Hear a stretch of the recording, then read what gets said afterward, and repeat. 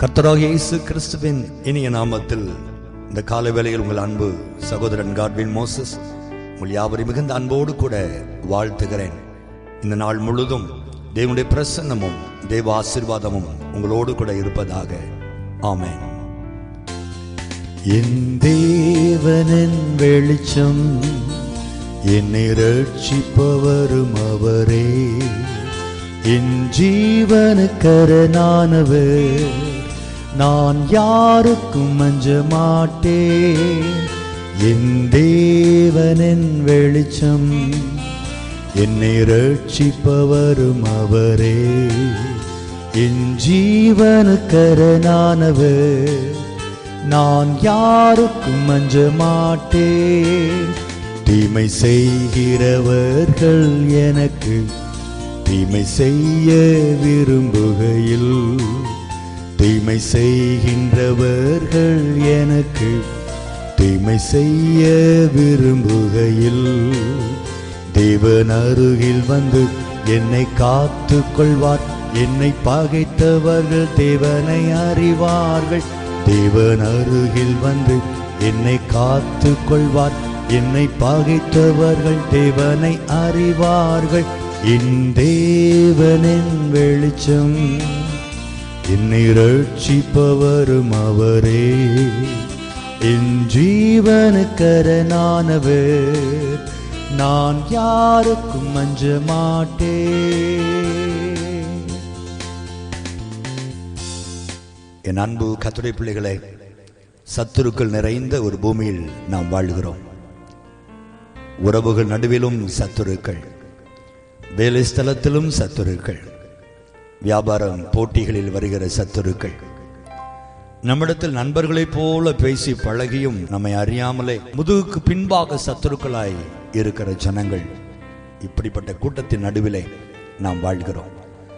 அன்றைக்கு தாவீது எல்லாராலும் பகைக்கப்பட்டு பரிதாபமாய் வனாந்தரத்தில் அலைந்த பொழுது தாவீது கர்த்தரை மட்டும் சார்ந்து கொண்டு சொன்னார், என் தேவன் என் இருளை வெளிச்சமாய் மாற்றுவார். என் சத்துருக்கள் என் ஆண்டவர் என்னோடு இருப்பதை அறிந்து கொள்வார்கள் என்று சொன்னார். அதே போல தாவீதை கொலை செய்யும்படி துரத்தி கொண்டிருந்த சவுல், கர்த்தர் தாவீதோடு கூட இருப்பதை பல முறை காணும்படி தேவன் செய்தார். ஜெயம் தாவீதுடையதாய் மாறியது. தாவீது வர வர பலத்தான், சவுல் வர வர பலவீனப்பட்டு போனான் என்று வேதம் சொல்லுகிறது. தேவ பிள்ளைகளே, இந்த நாளிலும் உங்கள் சத்துருக்களை குறித்து ஒரு நாளும் கலங்காதிருங்கள். உங்கள் சத்துருக்களை பார்க்கிலும் நீங்கள் ஆராதிக்கிற தேவன் பெரியவர். அவர் உங்களுக்காக யுத்தம் பண்ணுகிறவர், உங்களுக்காக வழக்காடுகிறவர், உங்களுக்காக பரிந்து பேசுகிறவர், உங்களுக்காக யாவையும் செய்து முடிக்கிற ஆண்டவர். அந்த தேவன் உங்கள் வலது பரிசத்திலே வைத்துக் கொள்ளுங்கள். ஒருபோதும் கர்த்தரை உங்களை விட்டு போகும்படி அசுத்தமாய் வாழாதிருங்கள், பரிசுத்தமாய் இருங்கள். தேவனுக்கு பிரியமாய் நீங்கள் நடக்கும் பொழுது என் ஆண்டவர் நிச்சயம் உங்களோடு கூட இருந்து உங்கள் சத்துருக்களுக்கு முன்பாக ஒரு பந்தியை ஆயத்தப்படுத்தி உங்கள் தலை எண்ணெயினால் அபிஷேகம் பண்ணி, எந்த இடத்தில் சத்துருக்கள் உங்களை வேதனைப்படுத்தி கொண்டிருக்கிறார்களோ அதே இடத்தில் உங்கள் தலைகளை கர்த்தர் உயர்த்தி அருளுவார். ஜெபிப்போமா? சேனைகளின் தேவனாகிய கர்த்தாவே, உம்மை நம்பியிருக்கிறவன் பாக்கியவான் என்று வேதம் சொல்லுகிறது. இந்த நாளிலும் ஆண்டவரே, பலவிதமான சத்துரு போராட்டங்கள் நடுவிலே நாங்கள் வாழ்ந்து கொண்டிருக்கிறோம்.